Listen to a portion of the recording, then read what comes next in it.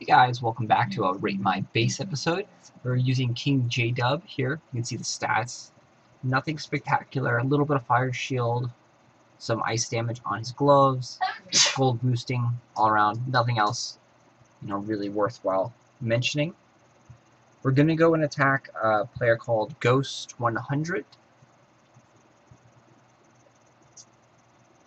Take a look at his base here. We don't use any scrolls in this series. Go through and give you analysis on the mini-map here. Initial thoughts.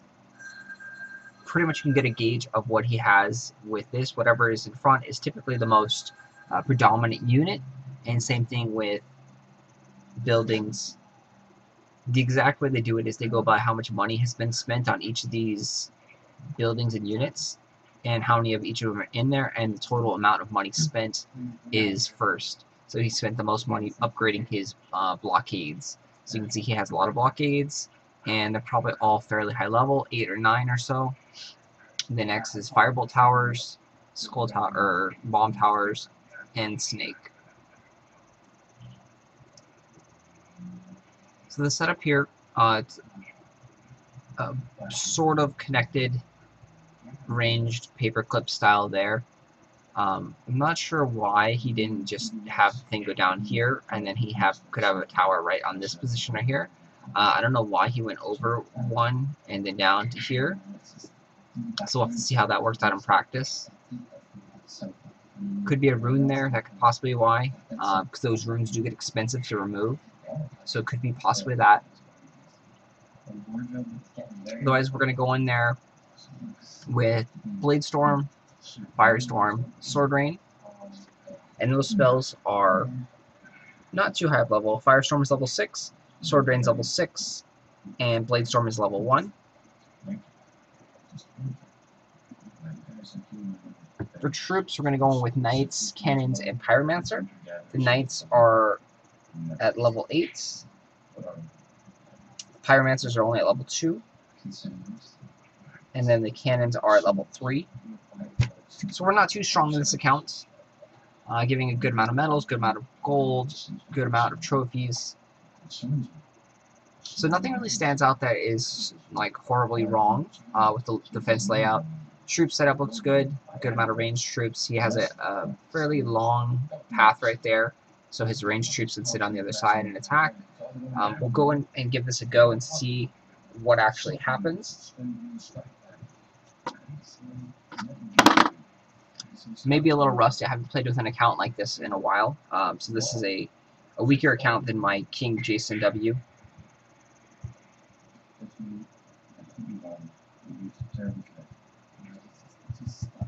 So I'm going to have to watch my HP a lot more than I'm used to, especially with not using the heal spell.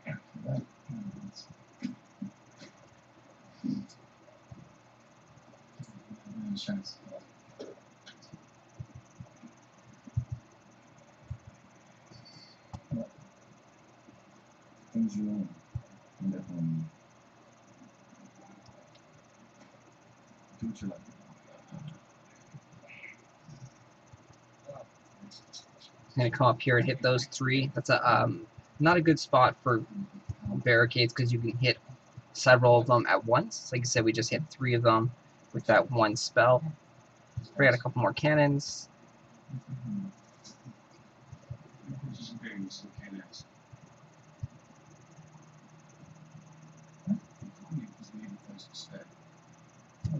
I'm going to bring out a lot more cannons now, and those cannons will be able to take care of the rest of the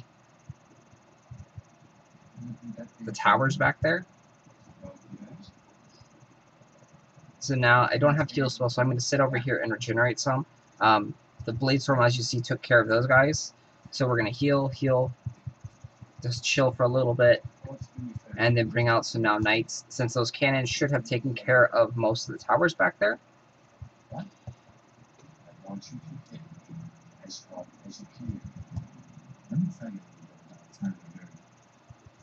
So you can see the Knights are slowly creeping up on us now.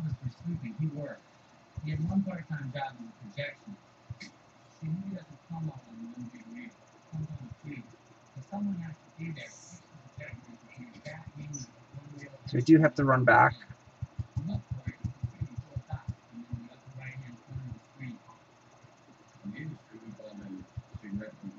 It's a good use of Frosters there, as the Froster will prevent the hero from regenerating.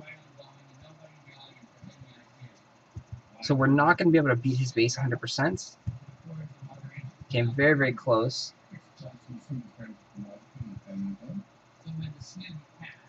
Like I said, we got to the gates, just not enough time. So all in all, a solid defense there.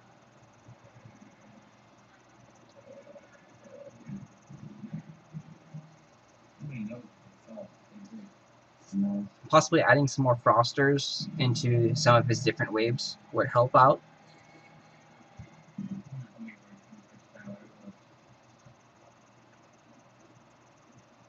Moving these barricades right here, these three, it's something you want to work on and move them. Possibly one over here, and then maybe one like right here, because most likely they're going to use their spell to get through that one, and then they might hit that one a little bit. But just having them a little bit more separated rather than all three right there, because you can pretty much get through them with one or two spells in that corner, and you can hit all three at once. But overall, it's a pretty good base. We didn't finish it. We didn't complete it. Like I said, I would probably ideally put the path right here and go down right here. So then you can have a firebolt tower in the corner over here that's hard to reach. And so that will hit and damage all the units over here. Force players to bring out cannons in the beginning. Other than that, it looks like a pretty good base. It worked out fairly well, defense-wise. I guess I probably would add a little bit more Frosters in a couple waves. Probably like the third or fourth wave. And then every wave afterwards, I would probably have one Froster in there, since they did get a really, really nice buff. So now they slow down a lot more, and they actually attack faster. They do more damage. So those guys actually got a really, really nice buff, and very good on defense now. So probably put more Frosters in there. But like I said, one per wave. You don't need more than one per Froster, because you're really looking for that slow debuff. So when you put that slow debuff on the hero, he also doesn't appear to regenerate at all until that debuff is gone. So that's a long duration right there. And the more you level up your Froster, the longer the duration of the slow debuff is. So give that a go, level up the Froster a little bit, add a couple more Frosters in the waves, and see how that goes. But overall a very, very solid base. Probably give it a 9 out of 10. Great job, Ghost.